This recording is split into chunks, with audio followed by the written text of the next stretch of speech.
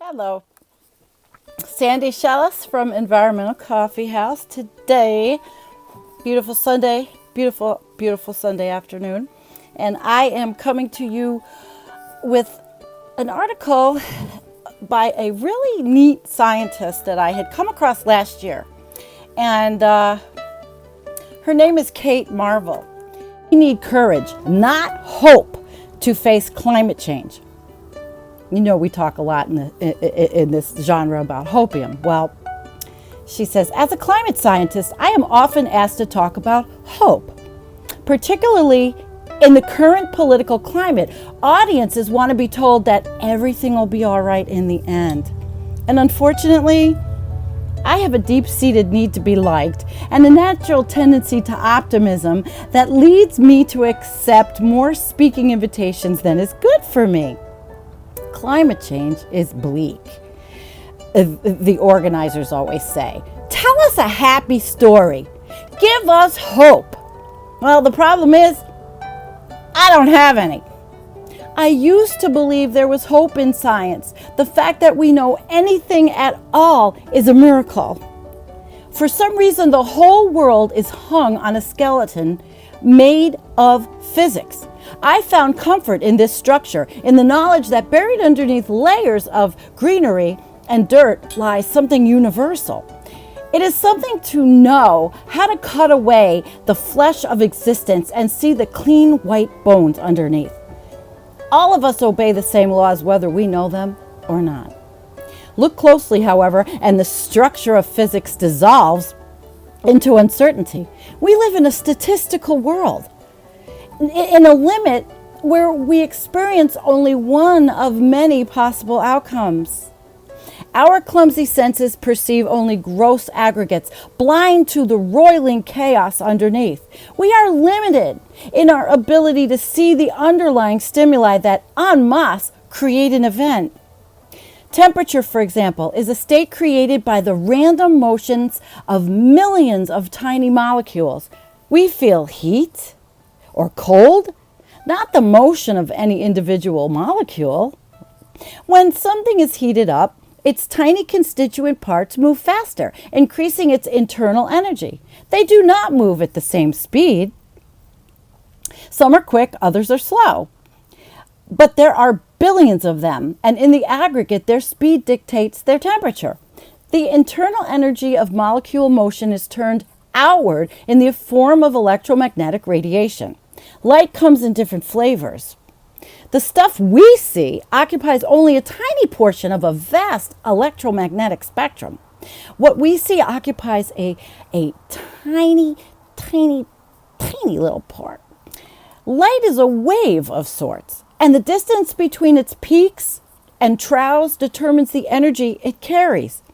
Cold, low-energy objects emit stretched waves with long, lazy intervals between peaks. Hot objects radiate at shorter wavelengths. To have a temperature is to shed light into your surroundings. You have one. The light you give off is invisible to the naked eye. You are shining all the same, incandescent with the power of a 100-watt light bulb. The planet on which you live is illuminated by the visible light of the sun and radiates infrared light to the blackness of the space. There is nothing that does not have a temperature. Cold space itself is illuminated by the afterglow of the Big Bang. Even black holes radiate, lit by the strangeness of quantum mechanics. There is nowhere from which light cannot escape. The same laws that flood the world with the light dictate the behavior of a carbon dioxide molecule in the atmosphere. CO2 is transparent to the sun's rays, but the planet's infrared outflow hits a molecule in just such a way to set it in motion. Carbon dioxide dances when hit by a quantum of such light, arresting the light on its path to space. When the dance stops, the quantum is released back to the atmosphere from which it came. No one feels the consequences of this individual catch and release.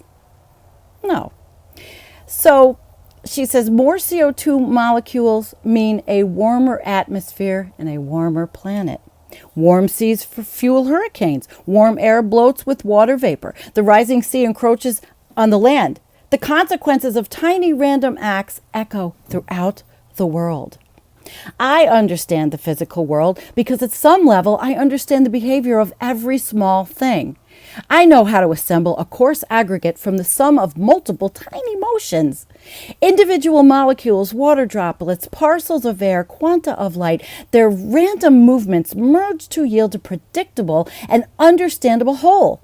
But physics is unable to explain the whole of the world in which I live. The planet teems with other people, 7 billion plus fellow damaged creatures. We come together and break apart, seldom adding up to a coherent, predictable whole. I, she says, Kate, have lived a fortunate, charmed, loved life. This means I have infinite, gullible faith in the goodness of the individual, but I have none whatsoever in the collective. How else can it be that the sum total of so many tiny acts of kindness is a world inescapable of stopping something so eminently stoppable? California burns. Islands and coastlines are smashed by hurricanes.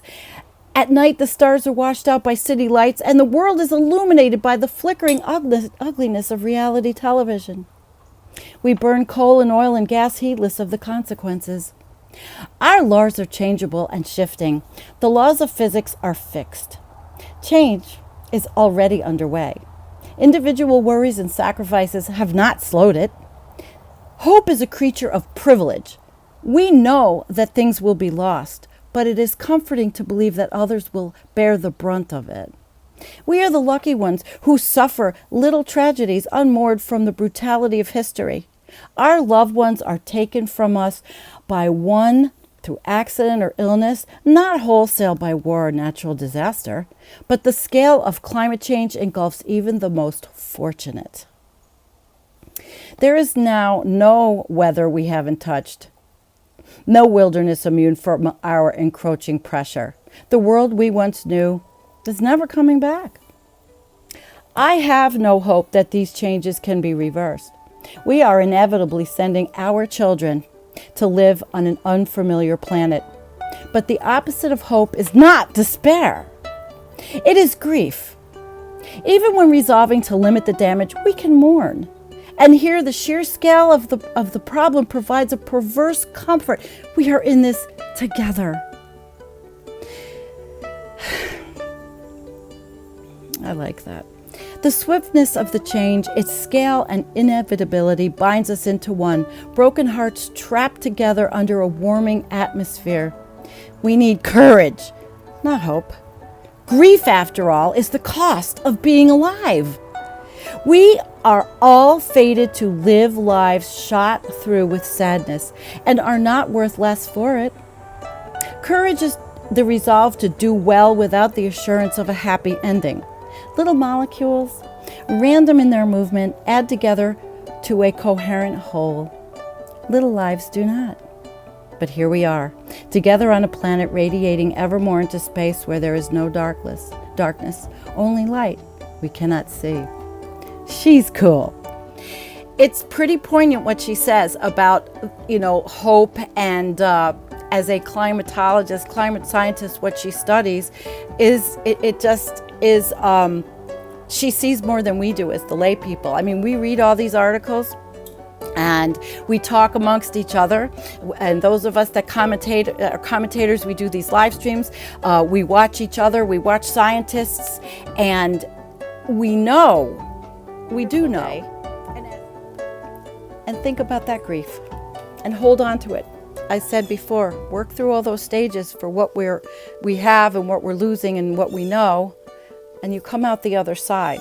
And it's not hope, but it is the knowledge that you have to keep doing things to again, I keep saying it, better your own environment. She's a climate scientist, and she says that she's lost some of those positive feelings she has, but she doesn't say hope. Peace, everybody.